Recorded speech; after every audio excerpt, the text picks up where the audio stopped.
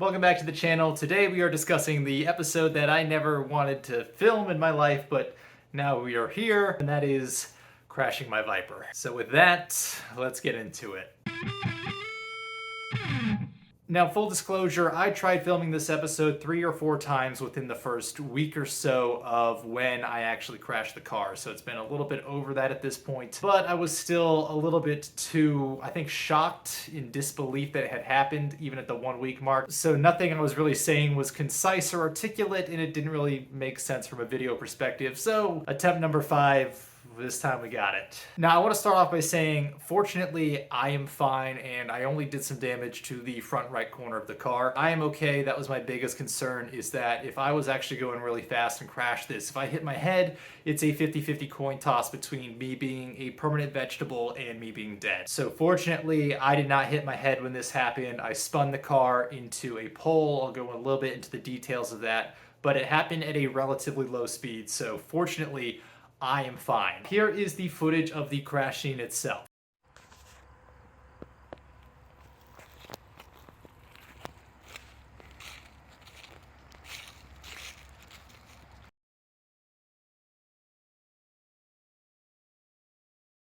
Now, the first thing everyone says to me is, wow, you must have been going so fast. It's really not as bad as it looks. Damage-wise, the car has obviously seen better days, you know, like right before I crashed it, but I don't think the damage is terribly bad. I'll go into that in a separate video. Now, the reason the crash scene looks so bad and it looks like I was going at Mach Jesus is because after I hit that front right corner on a pole, I snapped the A-arm and the knuckle on that side, and I didn't realize it yet, so when I turned the car back around, I was trying to pull it up towards the road to get to the tow truck, but I was so physically and kind of emotionally shaken up from the car whipping around that I didn't realize that the steering wasn't working and that it was snow plowing straight even though I had the wheel turned to the right. So really it was like 200 feet of me dragging this car through the dirt before I figured out that, hey, the steering's not working and I should probably stop and make sure that I'm okay. So with that, let's go over what happened. The day I had the accident was early summer. It was a very cold morning. It was about 44 degrees Fahrenheit when I was leaving for work in the morning. Now, I was actually thinking about taking the motorcycle to work. I stepped outside and I said, it is too chilly, and I broke my own policy, which is treat the Viper like a motorcycle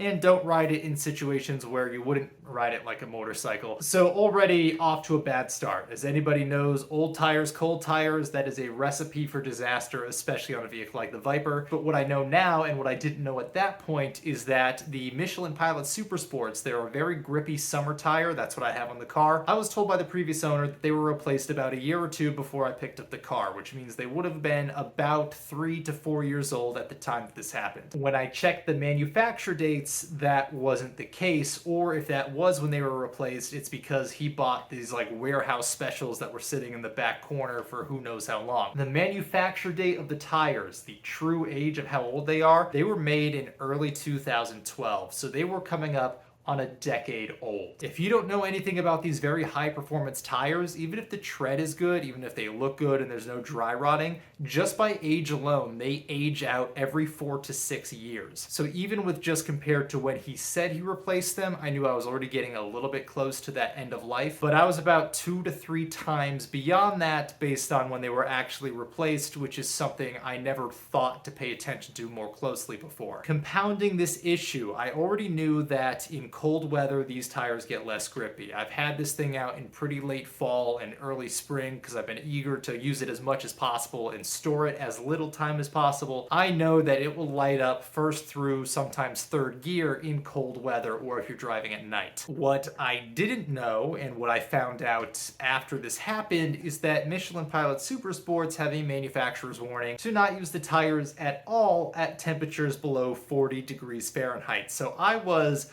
4 degrees above the manufacturer's absolute lower limit on something that was 2 to 3 times the age at which it was no longer usable, which is the epitome of old tires, cold tires combining. And if you don't know how big of an issue that this really is, look into Paul Walker's death. He was a huge influence in the automotive community. He was in the Fast and Furious movies. That was one of the leading contributors to the accident that killed Paul Walker. They had very old tires that were not properly warmed up. That is unfortunately the same thing that happened to me because I thought the tires were newer, and I guess on my part, I could have been more diligent. So like I said, I'm already cognizant of how grip levels change. I have a good amount of track experience. I've driven this car in different temperatures. I had a good feel for that. I didn't think the grip would get as bad as it did at that temperature. The only reason I took it in was later in the day it was still going to be high 70s, so I figured, if I can't take the motorcycle, I'll take the Viper in. I can enjoy the top-down weather on the way home. It was still a clear sunny day. It was already bright sun that morning. I was thinking that would heat up the road temps a little bit more. The place I crashed the car is on a highway exit ramp, so it's like this carved out thing in the side of the mountain, so it's like rock face on both sides. It's a little canyon, and it doesn't get necessarily as much sunlight as the surrounding area at the same time of the morning. I went back on similar conditions a week later. The road temps were still only in the 60 to 70 degree range. Now, by comparison, even when it's 70 degrees Fahrenheit outside and it's like midsummer, the road temperatures are still closer to about 120 or 130 degrees Fahrenheit in direct sunlight. So at the 60 to 70 degree Fahrenheit mark, the road temperatures just aren't high enough to really get temperature into the tires where they grip well. Now, on top of that, I was just commuting to work.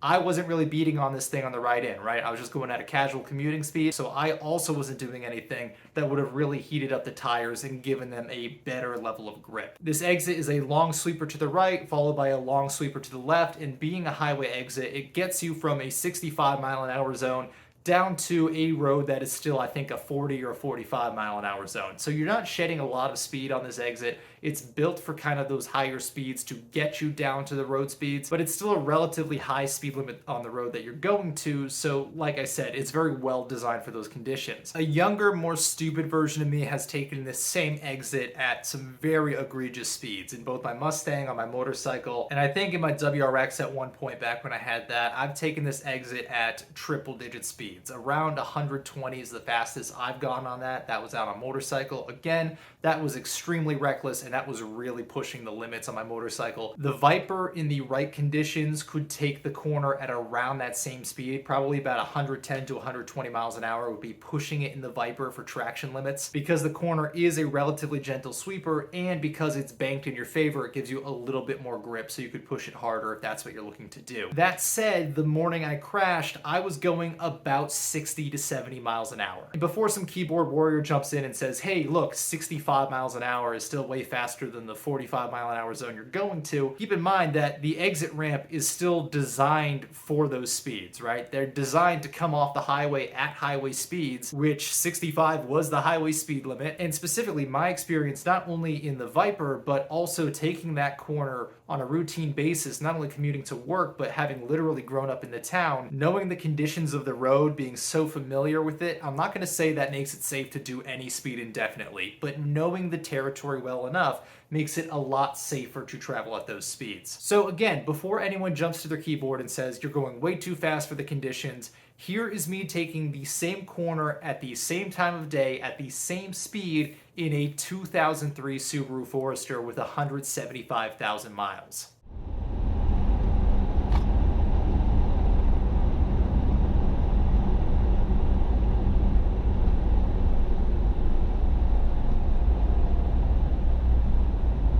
And this is on no-name, all-season tires, and it is completely drama-free. So at that speed on that corner, it is really not a struggle at all. So the speed was really not the factor of why I crashed. It was really just the low grip level. As for why I crashed, you come in, you do the right-hand corner, then you do the left-hand bend after it. So let's say that this here is like the width of the road.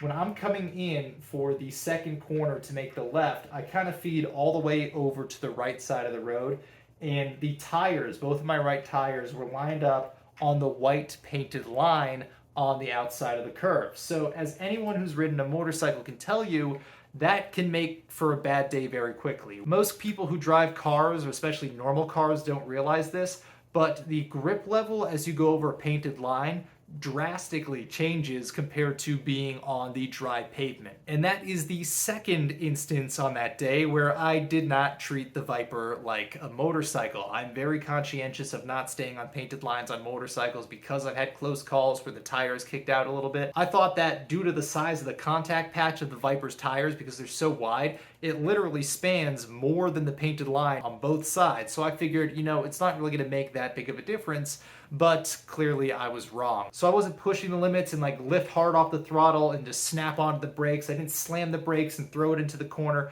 I literally just lifted off, at most dabbed the brakes and just engine braked as I went lightly into the corner. But just the force of the engine braking being over that painted line and being that cold was enough that the rear tire lost traction and the rear end started to drift out. And as I said, it's a banked corner, so it started to kind of ride up and into the bank, which anyone who's had a spin in those situations can tell you is a little bit harder to recover from. Even though I have several videos, even on this channel, of me catching slides in the Viper, and I've done it plenty of times in plenty of high horsepower cars. The problem wasn't the amount of steering angle I was putting in. The problem was there was just no grip to be had. The other thing is during the slide, because I've done this a few times, like I've said, I wasn't slamming the gas. I didn't chop the gas hard. I wasn't slamming the brakes. I kept it a neutral throttle so that the wheel speed would be relatively the same as the road speed, because that is your best chance for regaining traction and then recontrolling the slide. But unfortunately, old tires, cold tires, could not regrip on that surface. Because I wasn't starting at a high speed, it was about 65 miles an hour before I let off. Had there been nothing in the way and I just spun out into the dirt, I probably would have hit the dirt going about 20, 25 miles an hour. It would have sandblasted the entire car, but most of the damage would have been cosmetic. I might have had a, bruised ego and maybe a couple cracks in my bumper, but there wouldn't have been anything substantial. But naturally, that's not my luck. So there was a sign for the local attractions, like your local gas stations and stuff like that, that was right there. And not only did I catch that going sideways, I caught it directly over the center of the wheel. Dead center on the wheel, on the hub, directly impacting the suspension, which is pretty much the worst place I could have hit the car. So like I said, I was only going about 20, maybe 25 miles per hour at the time of impact, which was really low speed, but because of where it hit, it was kind of the worst case possible. Now those poles are designed to break away and for the sign to just fall over, so it exerts as little force as possible on you as the vehicle occupant. So fortunately, that worked to an extent, right? So unfortunately, I've tested it, but fortunately, it kind of works as designed.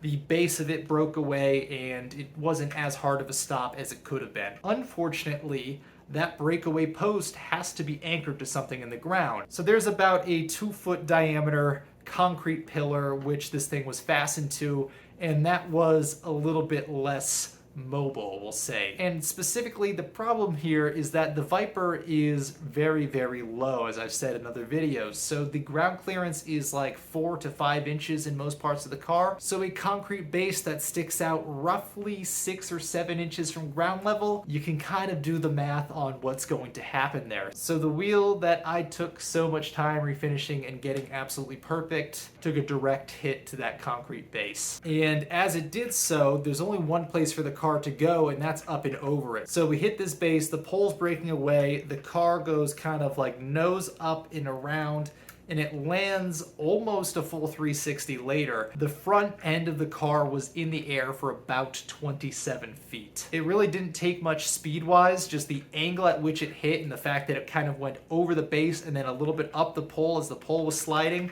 just catapulted it into the air and really whipped the car around. Now, it did come to an almost immediate stop the second that it hit the dirt. All 4 of the wheels just grabbed and it quickly lurched to a stop. This whole time, because of the direction it was going in, after it started hitting the dirt and then the pole, it was really weird because I know that the seatbelts, the 3-point seatbelts, are designed to fold you into the center of the car so that way if anything hits the outside, it doesn't hit you. Experiencing it firsthand is something I never wished I had done, but it was unreal. It was really weird because you're kind of almost flopping around over your center console before you realize what's even going on. It was a little bit scary, specifically because I was so worried about hitting my head.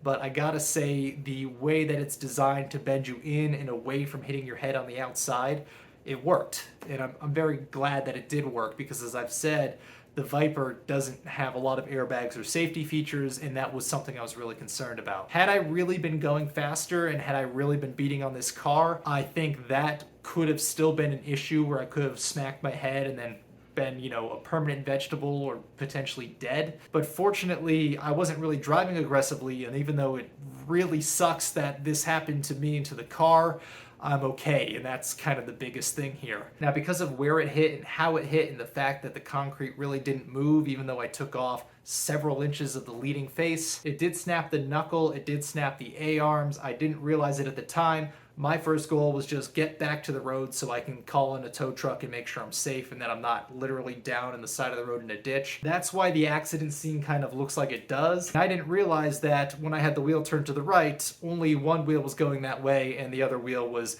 jammed, unable to rotate, thereby just snow plowing. Now, quite frankly, I was also really disoriented, but I thought I just wasn't getting grip because I was on dirt. So in my, you know, really confused mind at the time, more throttle was the answer to just try to get the tires to hook and push me out of the dirt, when in reality, I was just digging the rears into the dirt deeper, and that's why I have a really deep trench that looks like I was going extremely fast when that really was not the case. I'm still going through the insurance process, so the car is still at the shop that it got towed to. One thing that I'm really concerned about, and that my insurance company is also now concerned about, is parts availability. So there's a very real chance that even if I decided I wanted to keep the car after getting in the wreck, there might not be parts available, partially just due to the rarity and partially due to COVID shortages. I'll do a separate video on the total list of everything that's damaged, the total cost estimate, as well as kind of the monetary justification for whether or not it's worth keeping the car and getting it fixed versus if it's worth just totaling it out. I'm just really glad that I wasn't seriously injured. I was a little bit sore for like a day or so afterwards and mostly just really shaken up. I was able to call a tow truck myself. I did call the state police on my own to report the accident. Even though nobody directly witnessed the accident, I had several people stop after the fact to check on me and make sure I was okay, so that was really good. And I told them I appreciate it, thank you, the police are already on their way, I already let them know. I'm completely unscathed somehow, but it was really heartwarming to see that there were so many people willing to help, especially because I've said in a number of other videos that a lot of people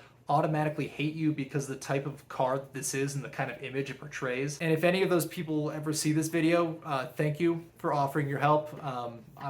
I'm okay. I'm glad I'm okay. It definitely sucks, and it's not the only thing that was going on in my life at that time, and it's definitely not another issue that I had to add on to the pile, but physically I'm fine, and I think that's what matters. As I was waiting for the police in the tow truck, one of my immediate family members was also in the area. They were able to stop by, and my way of kind of dealing with this stuff is usually through humor. That's just how I tend to process and cope with things. So while we were waiting on everything, and I'm still trying to figure out what's going on and kind of accept what's just happened, we snapped this photo, which I'll probably use as the thumbnail for this video, and I think is probably one of the funniest photos I'll take of all time. But as we were taking that, and as I'm standing in this ridiculous pose, the state police pulled up right behind the family member who was taking the photo, and then they immediately start trying to arrest me. I think that's a good stopping point for now. I think I need to process things a little bit more before I'm ready to kind of tell that part of the story in a more humorous light. So if you want that update or any other updates on the car, feel free to hang around and subscribe to the channel. But I want to give a genuine, heartfelt thank you to not only my friends and family, but also the people who were willing to help me out on the side of the road, as well as the community members I've met just through online or through this YouTube channel who have also kind of offered their support through this. To be honest, this is probably one of the hardest videos I've ever had to film. I'm sorry you guys have to watch this, and I'm really hoping that this is not how my dream car ownership ends. But I want to thank you guys for watching. I want to thank you guys for supporting me and supporting the channel, and hopefully I will see you next time.